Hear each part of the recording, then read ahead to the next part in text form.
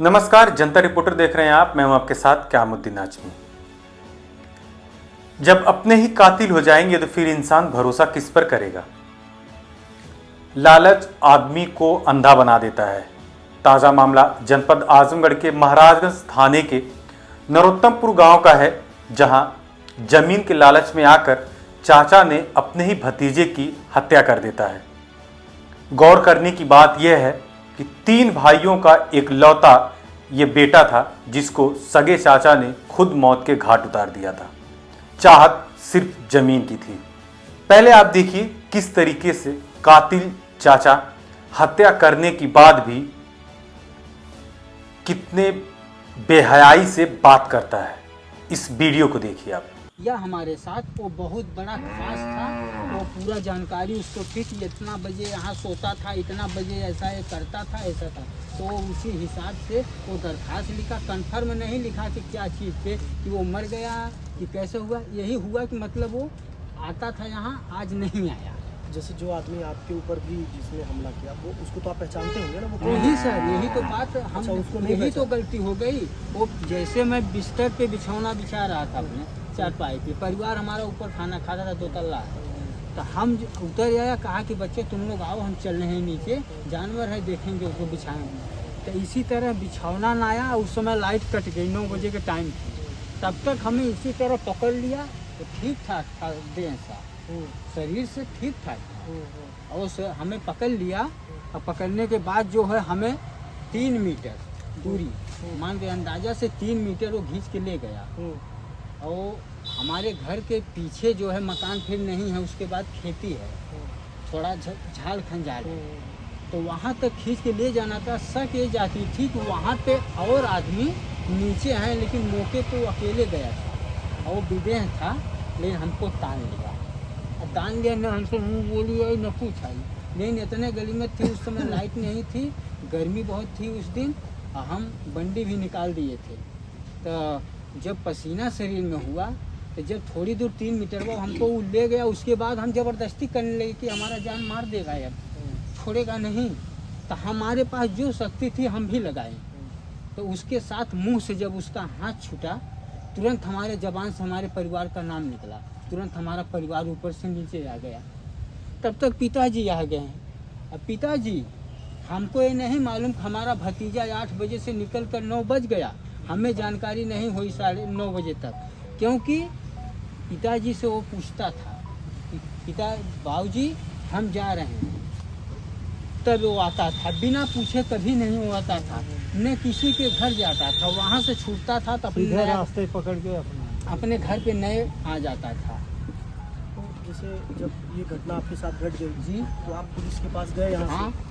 तो पुलिस को आपने सारी बात बताई कि बता दी, दरखास्त लिखा गया, बता दी, भतीजा उसको उठा लिया गया है, सारी चीज जी। तो प्रशासन एक बार आया सर, अच्छा, एक बार आया, उसके घर भी गया, जिसके ऊपर हम लोग शक किए थे, लिखवाए थे वहाँ पे कि इसके ऊपर शक है।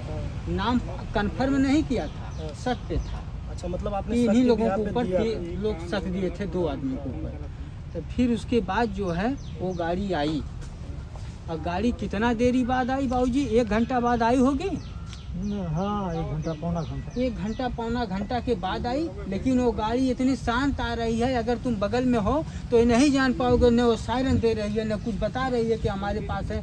गाड़ी को जब घटना हमारे थाने पे हुआ, तो उस गाड़ी को साले को कम से कम इतना सायरन बजाना चाहिए कि अगल बगल अगर कोई हमारे भतीजे के साथ अगर कुछ कर रहा हो तो कम से कम पता चले। अब फोर्स यहाँ पे है, इतनी यहाँ पे फोर्स है कि अगर चाहिए होती तो हमारा भतीजा ऐसा नहीं होता। क्योंकि भतीजा हमारा रोड से 50 फीट पे था। 10 बजे उसके साथ ऐसा हुआ। रात में खाली एक बार वही गाड़ी आई, हमारे भैया जिसका लड़का मरा। 8 बजे नहीं, जैसे अच्छा, भतीजा तो 8 बजे से उसका आया हो। अच्छा, कब हम लोग खोज जाए तो मेन चीज़ जानकारी कब हम लोग इंटरेस्ट लिए, पिताजी हमें बताए जब हमारे ऊपर हमला हुआ, हाँ, तो तब कंफर्म हुआ कि वो वही भतीजा को ले गया है और घटना किया वही इसके ऊपर भी हमला कर रहा है। तब हम लोग आए यहाँ पे, एकवट के हम लोग गए, दरखास्त लिखवाए। उस समय 9:30-10 बज रहा था।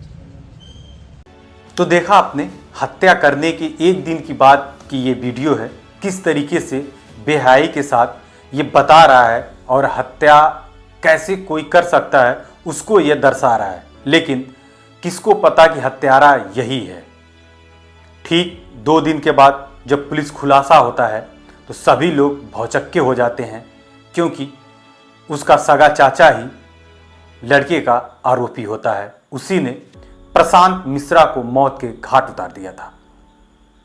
पुलिस खुलासे में देखिए आजमगढ़ के पुलिस अधीक्षक हेमराज मीणा ने क्या कुछ बताया जब ये पता चला होगा घर वालों को कि इन्हीं ने, लड़के के चाचा ने ही लड़के की हत्या की है। तो उन घर वालों पर क्या गुजरा होगा, उस लड़के के पिता पर क्या गुजरा होगा जिसके सगे भाई ने उसके बेटे का खून कर दिया।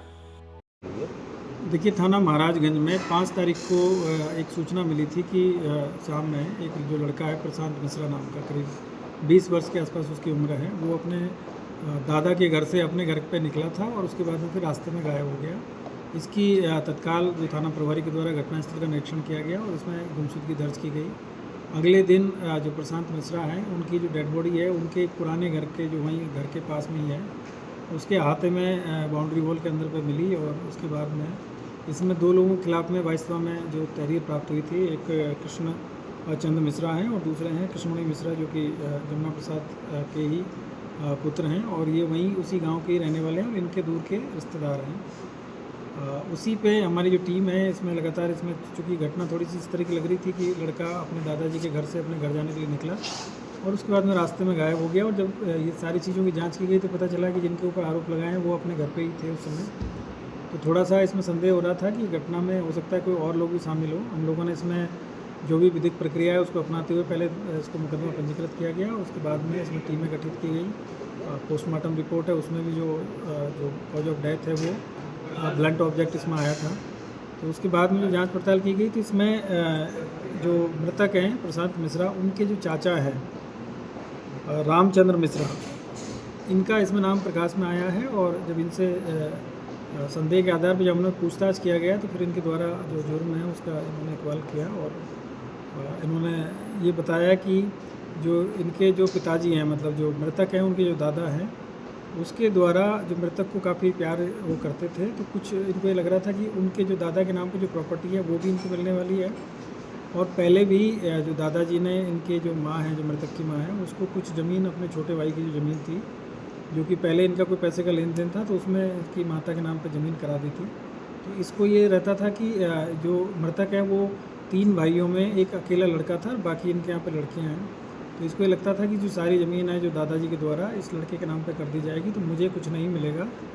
और एक इनका और एक ज़मीनी विवाद किसी थर्ड पर्सन से चल रहा था, जिसमें कि मृतक के पिता के द्वारा जो केस है उसको वापस ले लिया था कोर्ट से, उससे समझौता कर लिया था। और इसको ये संदेह था कि उस जो इन्होंने जो कॉम्प्रोमाइज़ किया है उसमें भी इन्होंने पैसा लिया है करीब 10 लाख रुपये, जिसमें से भी इसको हिस्सा नहीं मिला। तो इन्हीं सब चीज़ों के दिमाग में उसमें चल रही थी। इसी के उसमें इसने, जैसे ही जो मृतक है जो अपने दादा के घर से निकला है तो ये पीछे पीछे आया और उसको बहका के और जो पुराना इनका घर था वहाँ पे ले गया और वहाँ ले जाके इससे सारी चीज़ों के बारे में जानकारी करना चाहा। जब लड़के ने बताने से मना किया तो फिर इसने उसको पीटा और पीटने के बाद में उसने भी प्रतिरोध किया। तो उसी दौरान फिर इसने वहीं से जो ईंटा जो पड़ी हुई थी उसको निकाल के और उसके ऊपर प्रहार किया और उसके चेहरे पे, उसके सिर पे कई प्रहार किए और उसी पे वो वहीं पे फिर वो बेहोश होकर गिर गया और फिर उसकी डेथ हो गई। और उसके बाद में ये वहाँ से जाके अपना कपड़ा वपड़ा सब ठीक किया और उसके बाद में इसने भी एक एलिबाई क्रिएट करने का प्रयास किया कि मुझे भी कोई आदमी आया था जो पीछे से मार के भाग गया, मैं उसको पहचान नहीं पाया हूँ। तो इस पर पहले संदेह नहीं किया घर वालों ने, लेकिन बाद में हम लोगों ने पूछताछ किया गया तो इसने अपनी सारी चीज़ें एक्सेप्ट की है और इस लोग को आज गिरफ्तार करके जेल भेजा जा रहा है और इसके खिलाफ विधिक कार्रवाई इसमें की। मोटो सिर्फ प्रॉपर्टी था सर?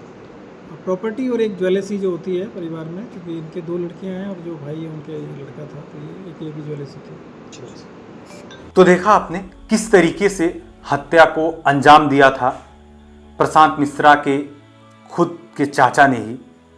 पुलिस ने खुलासे में ये सब कुछ साफ कर दिया। हालांकि आरोपी को संबंधित धाराओं में मुकदमा दर्ज करते हुए पुलिस ने जेल भेज दिया है।